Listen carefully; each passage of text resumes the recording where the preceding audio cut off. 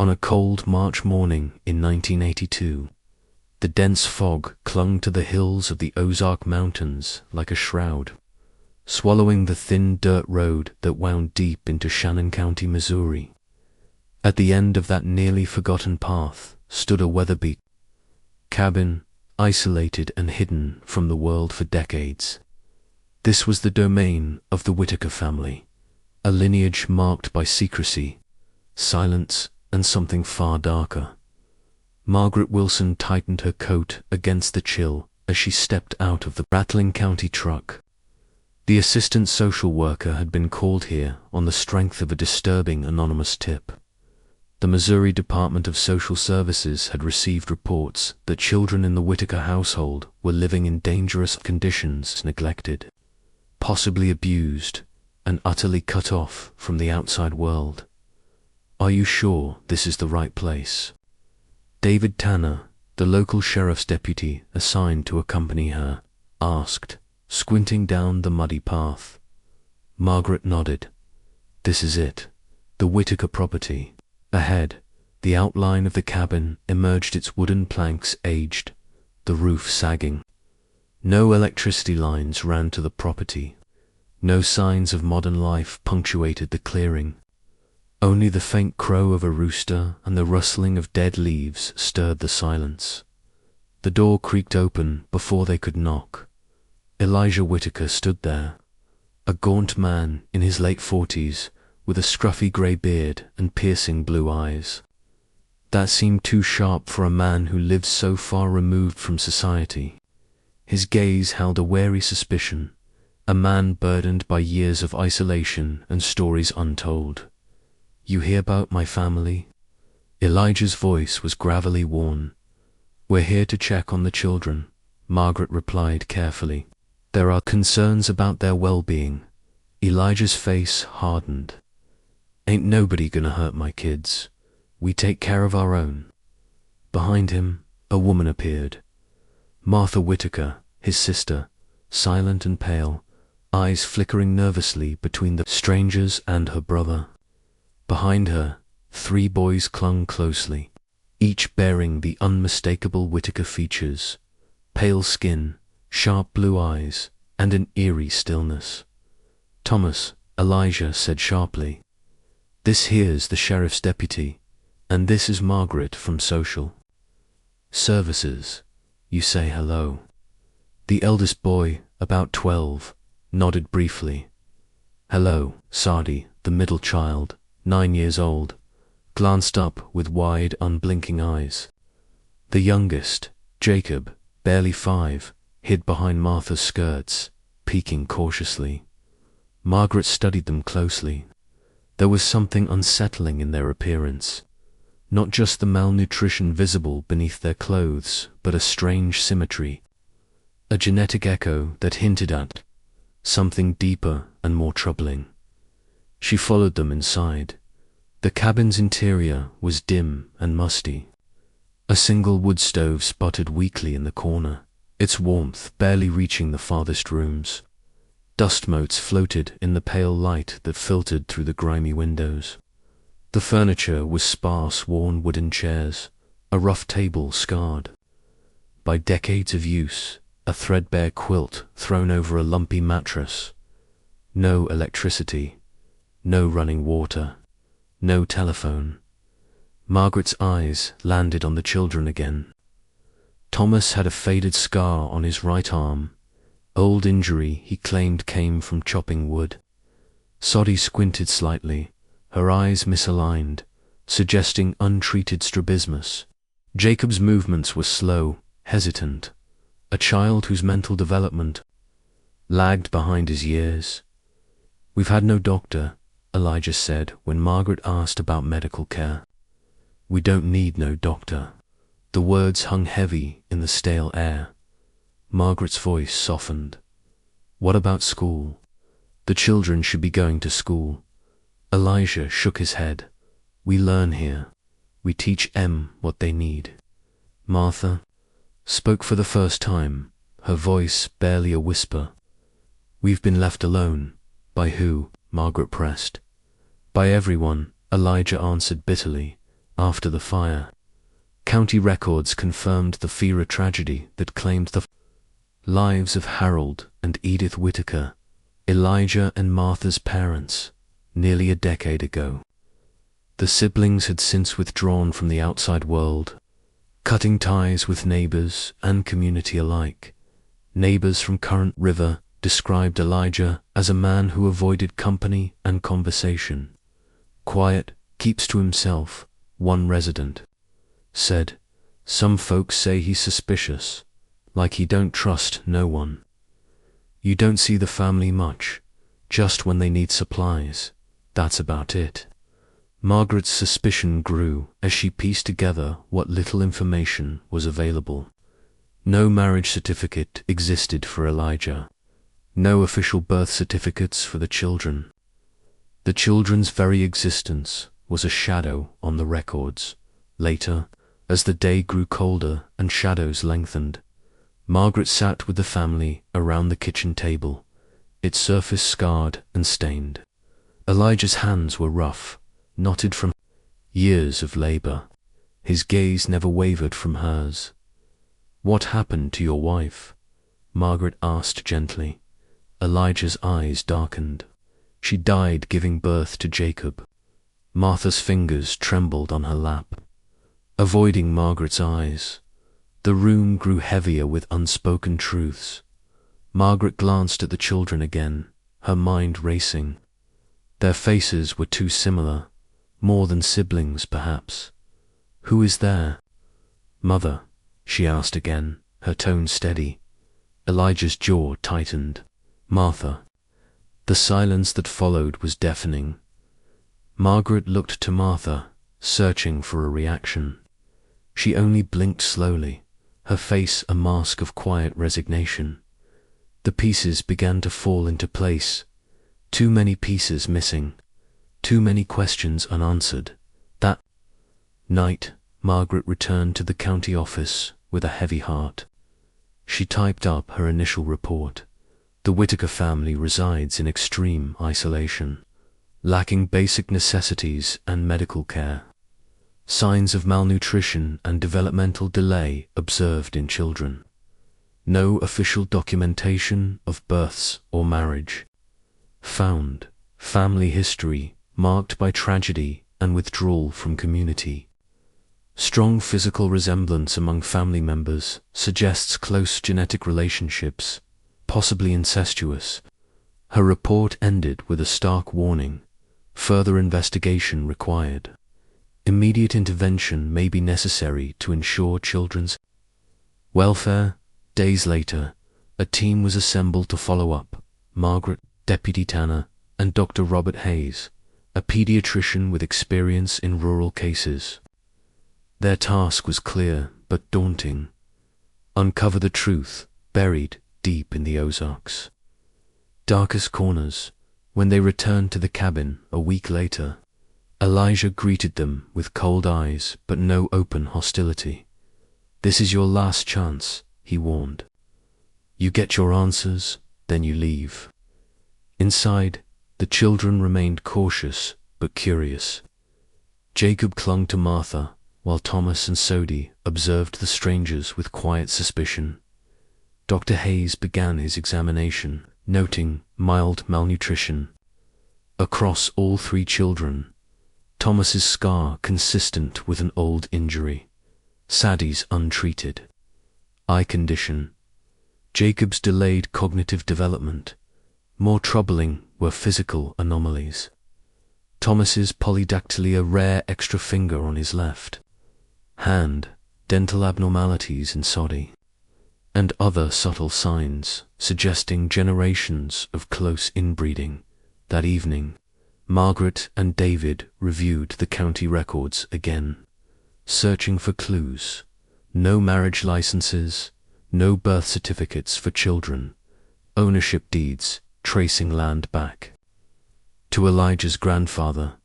The absence of official records seemed intentional, a deliberate erasure, perhaps, of inconvenient truths. Margaret leaned back, eyes weary but determined. "This family is trapped in a cycle," she said quietly. trapped by isolation, by history, and by secrets they've been forced to keep. David nodded grimly. We're dealing with something much bigger than neglect. Something this county hasn't seen before. In the coming weeks, whispers spread through the surrounding communities. The Whitakers were no longer just a forgotten family living off the grid. They had become a dark legend, the Ozark Hills' most inbred patriarch and his sister, raising 3 sons in a twisted web of blood and silence. The investigation was just beginning. The morning fog had barely lifted when Margaret and the team returned to the Whitaker cabin, determined to push deeper into the family's shadows. The chill in the air was matched only by the cold uncertainty settling in Margaret's gut. What they had uncovered so far was only the surface of something far more tangled. Elijah Whitaker stood at the threshold, his usual wary gaze replaced by a hard glare. "You don't need to poke around no more," he said flatly. "Everything's fine here." Margaret stepped forward. "We're here for the children's safety, Elijah. This isn't about punishment, it's about understanding. What they need," he spat on the ground. "They don't need nothing from the outside. We live how we want." Martha lingered behind him, her eyes wide and flickering, caught between fear and something unspoken inside. The atmosphere was tense. The children eyed the visitors warily, clutching at each other like fragile lifelines. Dr. Robert Hayes, clipboard in hand, moved carefully. "I need to perform a thorough examination," he told Elijah. "No," Elijah growled. "No doctors here." Margaret raised her voice calmly. "Elijah, the children are sick. We have to help them." The standoff held for a moment before Elijah stepped aside with a grunt. "Fine, but just this once." The examinations revealed unsettling details. Thomas's polydactyly was only the beginning. Dr. Hayes noted abnormalities consistent with generations of genetic inbreeding, misaligned teeth, minor skeletal deformities, and delayed developmental milestones, especially in Jacob. "Jacob's cognitive delay is severe," Dr. Hayes whispered to Margaret later. "Without intervention, he could face lifelong challenges." Margaret's heart sank. How long have they gone without care? Decades, it seems. Outside the cabin, David Tanner spoke with a nearby neighbor, a middle-aged farmer named Frank Collins. "Never seen 'em much," Frank said, lighting a cigarette.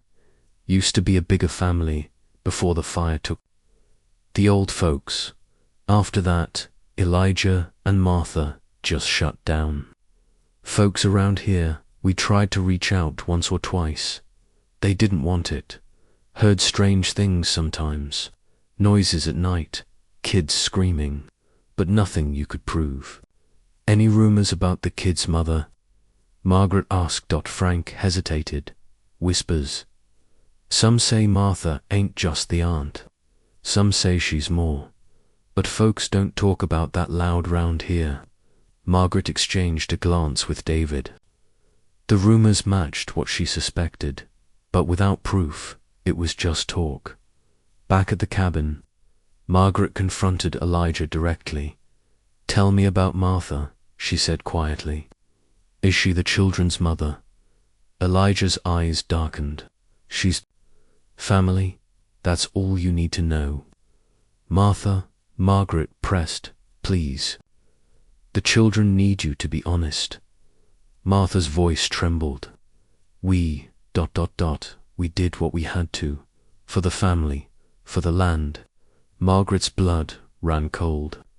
The implications hung in the air like smoke. Margaret requested permission from the county to obtain DNA testing. Elijah was hesitant, but ultimately gave reluctant consent. The threat of legal action looming over him. Samples were collected under Dr. Hayes' supervision. The results would take weeks. Meanwhile, the team increased visits, trying to build trust with the family. The children, though wary, began to respond. Small moments of laughter, shared stories of the land and woods around them. Thomas showed surprising knowledge of local flora and fauna. Soddy had a vivid imagination, drawing pictures of animals and trees in a battered notebook. Jacob, the youngest, still struggled but responded positively to simple games and songs. At the Shannon County Records Office, Margaret pored over decades-old documents, land deeds, birth records, court files. The more she looked, the clearer it became that the Whitakers had been carefully erased from official history in some ways. Birth certificates for the children did not exist. No marriage licenses for Elijah. A faint trail of suspicious absences and gaps in records surrounded the family for decades. A clerk leaned over, whispering, "You're poking around in some old wounds here. Folks don't like to remember the Whitakers much." Margaret nodded. "That's why I'm here, to find the truth." The DNA results arrived with a quiet urgency. Sitting in the county office, Margaret opened the envelope with shaking hands. The report was grim. The tests confirmed what had been feared. The children's biological mother was indeed Martha Whitaker, their aunt and Elijah's sister. The children were the product of a closely consanguineous relationship. The implications were staggering. Not only was this an isolated case of extreme social withdrawal, but it was also a deeply troubling example of genetic endogamy incest, with all the health risks and social taboos that entailed.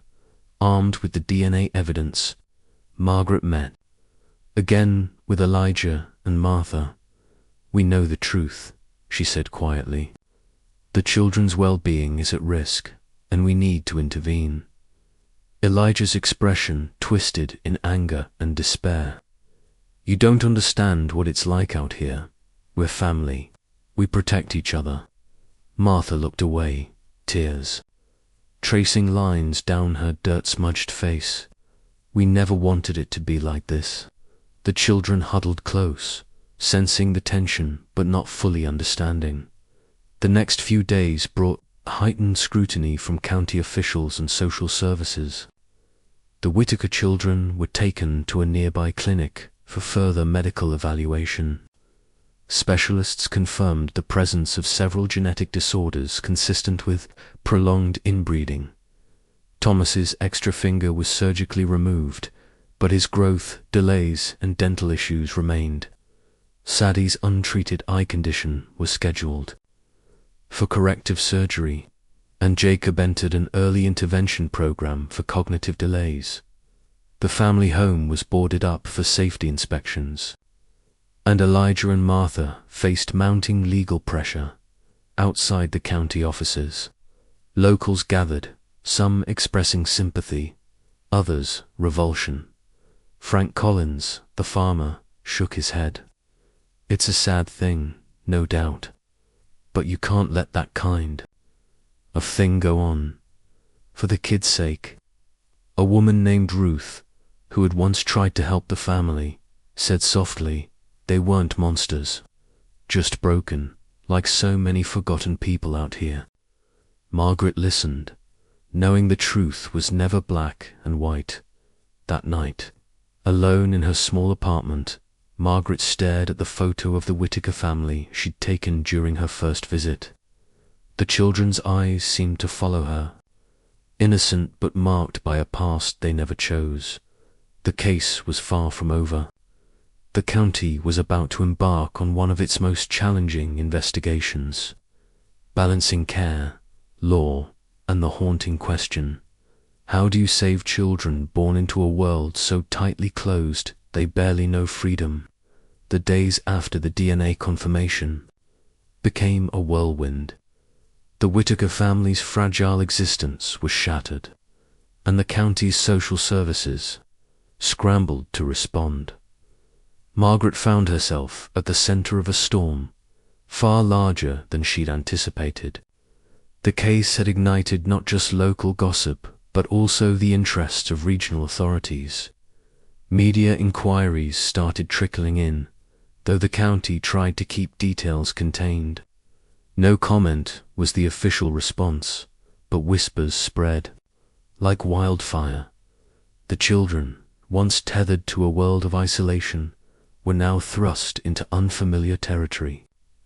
At the pediatric clinic, specialists examined them under sterile fluorescent lights, so different from their cabin in the woods. Thomas sat quietly, his extra finger now gone, but his body still marked by years of neglect. Soddy squinted as she tried to focus on the bright clinic room, her untreated strabismus making the world a blurry swirl. Little Jacob was restless, clutching a worn toy he'd brought with him, his eyes wide with confusion. Margaret watched from the sidelines, torn between relief and heartbreak. "This is what they needed," she told Dr. Hayes, "but it's only the beginning." Dr. Hayes nodded solemnly. Genetic issues aside, the psychological scars run deep. Their social development has been stunted by decades of isolation. Back in Shannon County, Elijah and Martha faced a legal limbo. Social services sought to remove custody, but the courts were slow, tangled in questions of mental health, intent, and the limits of state intervention. At the same time, a deeper probe began into the family's history. County clerk records, once incomplete, were now re-examined under a new lens.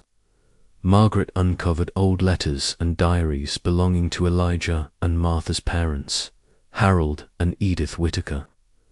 The writings revealed a family trapped in cycles of secrecy and silence, with whispers of mental illness and fear of the outside world. Margaret met with a longtime neighbor, Mrs. Clara Jenkins, who had known the Whitakers since she was a child. "They were always different," Clara said, her voice low. Harold and Edith kept to themselves, but they loved their kids. The fire changed everything. After that, the children became like shadows, disconnected, quiet. "Did you ever suspect something like this?" Margaret asked gently. Clara hesitated. No one wanted to believe it. But the signs were there: too much isolation, strange behaviors, the way the children clung to Elijah and Martha. It wasn't right. The investigation deepened when Margaret uncovered old court documents hinting at previous social service visits decades earlier, dismissed reports labeled as unsubstantiated or family privacy. The cracks in the system became clear, a family slipping through the gaps, unseen and unheard. Margaret's frustration grew. How many more Whitakers are out there, she asked herself. Meanwhile, the children's adjustment was slow and fraught. With challenges, Thomas struggled in school, bullied for his unusual appearance and awkward mannerisms. Sadie, though bright and curious, battled the aftereffects of neglect, particularly in her eyesight and dental health. Jacob, the youngest, needed constant support, his cognitive delays demanding specialized attention. Margaret visited often, bringing books and toys, trying to build trust. "You're safe now," she told them one afternoon. "We're here to help." Thomas looked up, his blue eyes steady but wary. Why did no one help us before? The question hung heavy in the air. At home, Elijah and Martha faced their own battles. The law had begun proceedings for guardianship transfer. Elijah, once stoic and unyielding, showed cracks of vulnerability. "I did what I thought was right," he told Martha quietly one evening. "We kept them alive." Martha nodded, tears slipping down her cheeks. "But we broke them too." Public opinion was divided. At town meetings, heated debates flared. They're victims of neglect, argued one councilman. But what about the children's future? We must protect them. Another voice countered. Who are we to judge a family? Living by their own rules.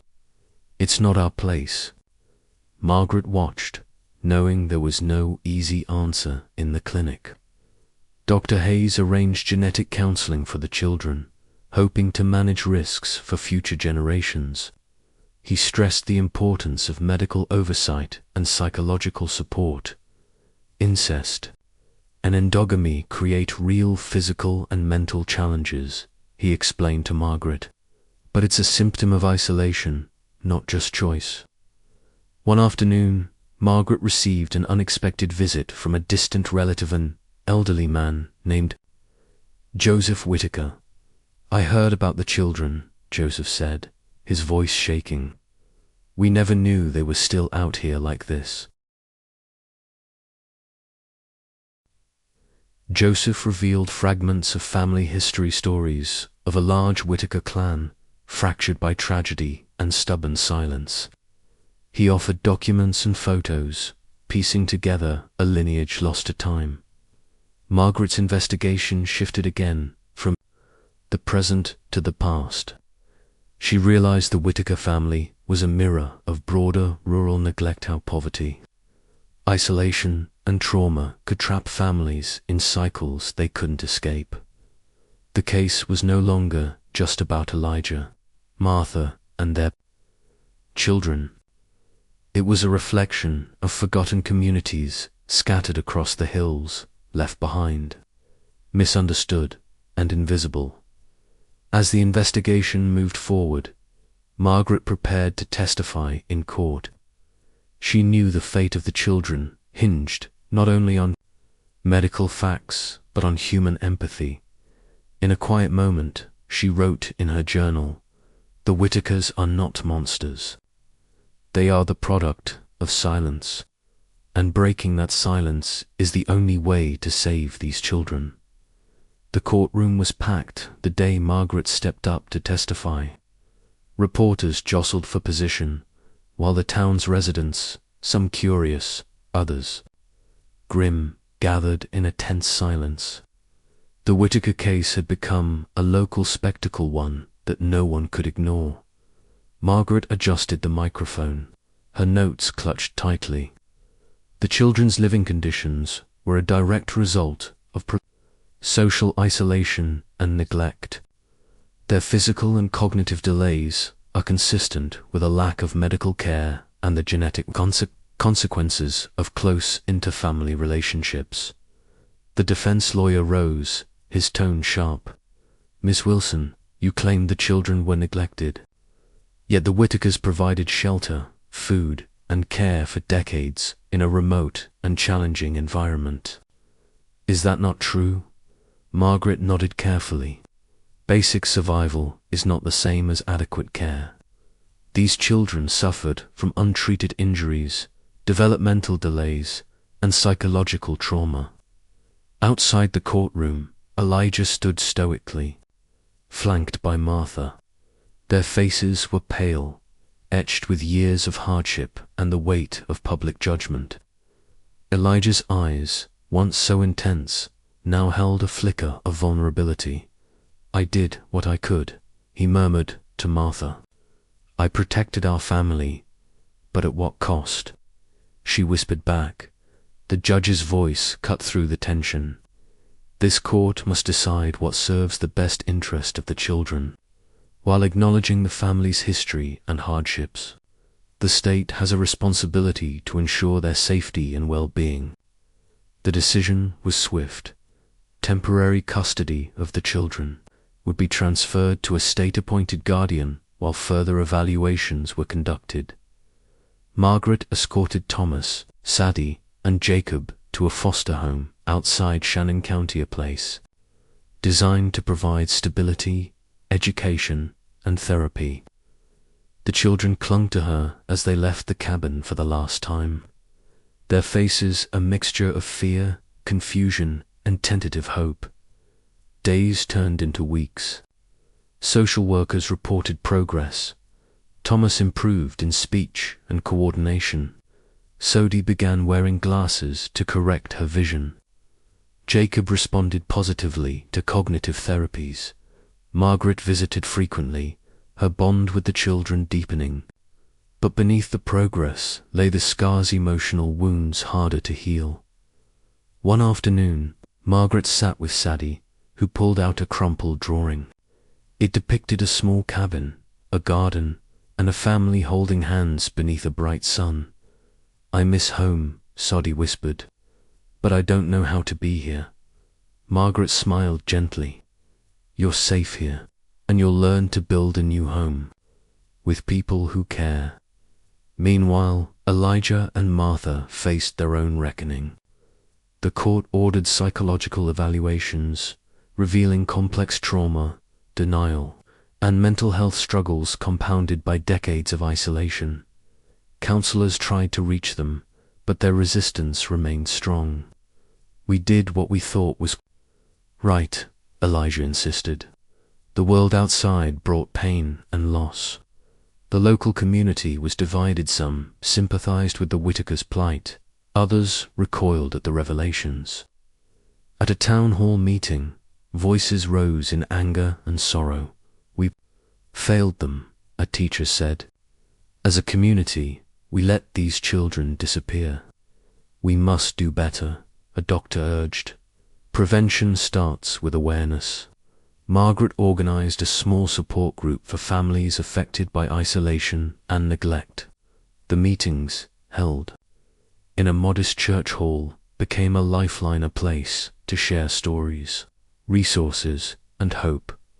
One woman, a mother of 3, shared her fears. "I never thought my family could end up like the Whitakers, but now I see how easy it is to slip through the cracks." The investigation expanded beyond the Whitakers. State officials launched a review of rural social services, identifying systemic weaknesses, understaffing, limited funding, and a lack of outreach to isolated communities. Recommendations poured in: increased funding for rural clinics, mandatory training for social workers on rural isolation, and community-based programs to build trust and support. Margaret was invited to present her findings at a statewide conference. Standing before a room of policymakers and social workers, she recounted the Whitaker story not as a singular tragedy, but as a symptom of a larger problem. "We must recognize isolation as a risk factor," she said. "Families like the Whitakers need our attention before crises arise." Back in Shannon County, the Whitaker cabin sat empty, the garden overgrown, the well silent. The air still carried the faint scent of wetland and decaying wood, a haunting reminder of a family lost in time. One evening, Margaret received a letter from Elijah. His handwriting shaky but clear, it spoke of regret, love, and a plea for understanding. "I am sorry for the pain caused," he wrote. "We did not choose this life out of malice, but out of fear and sorrow. I hope one day the children can forgive us and find happiness." Margaret folded the letter carefully, feeling the weight of a story that was far from over. The Whitaker case was no longer just a chapter in social service. Files it was a call to action, a mirror reflecting the unseen struggles of countless families hidden in America's rural shadows. The months following the court's decision were filled with difficult transitions for everyone involved. Thomas, Sadie, and Jacob slowly adjusted to their new lives, but the road to recovery was far from straightforward. Trauma and confusion shadowed their every step. Margaret remained a constant presence. One rainy afternoon, she sat with Thomas in a small therapy room at the foster home. "Do you remember the cabin?" she asked gently. Thomas nodded, eyes distant. "It was dark, but sometimes I liked the stars." She smiled softly. "You're safe now. We'll help you see the stars." Again, Meanwhile, Elijah and Martha faced the consequences of their isolation, not just from society, but from themselves. In therapy sessions, they wrestled with decades of silence, secrecy, and denial. Elijah's voice cracked during one session. "I thought I was protecting them, but maybe I was just afraid." Martha, rarely speaking, finally whispered, "We lost ourselves." The Whitaker children's health improved steadily. Doctors celebrated milestones. Sadie's eyesight corrected, Jacob's cognitive tests showing progress, Thomas gaining strength and confidence. Yet, beneath the surface, psychological scars, lingered nightmares, trust issues, and the challenge of redefining family. Margaret convened a meeting with foster parents, therapists, and social workers. They discussed strategies to support the children's emotional healing. "We must rebuild their sense of safety and belonging," Margaret emphasized. "They need consistency, love, and patience." One foster parent nodded. "They're fragile, but resilient. They'll teach us as much as we teach them." Public interest in the Whitaker case spurred a wave of media coverage. Documentaries aired, articles published, debates ignited over rural neglect, social services, and the limits of state intervention. Some community members spoke out, condemning the neglect and isolation. Others defended the Whitakers, warning against judgment without understanding. At the center of the storm was Margaret, who found herself both praised and criticized. One evening, she received an anonymous letter. "Thank you for opening our eyes. But remember, not every family can be saved." It was a reminder of the complexity and limits of her work. The Missouri Department of Social Services implemented reforms, increased funding for rural outreach, specialized training on family isolation, and partnerships with local organizations. Margaret helped develop a new protocol for identifying and assisting isolated families before crises emerged. The Whitaker siblings case became a catalyst for change, shining a light on rural America's hidden struggles and the urgent need for systemic support. Years later, Margaret visited the children again. Thomas, now a teenager, greeted her with a shy smile. "We're building a new life," he said, eyes bright with hope. Sadie, more confident and articulate, spoke of school and friends. Jacob, younger but stronger, showed her a drawing of a sun rising over a cabinet dark and decayed, but warm and alive. As Margaret left, she paused at the edge of town, looking back toward the hills. The cabin was gone, razed for safety, but its memory lingered, a symbol of neglect and survival. In her journal, Margaret wrote, "The Whitakers were never just a family, they were a mirror reflecting the fractures in our social fabric. Their story is a call to see beyond isolation, to recognize the humanity in even the most hidden lives." And as the sun set over the Ozark Hills, she knew the work was far from over. For every Whitaker, there were countless others waiting to be found. If you want to uncover more hidden stories that challenge what we think we know and shine a light on the untold truths shaping our world, hit that subscribe button and join us on this journey. Don't miss out. Subscribe now and stay with us for every eye-opening investigation.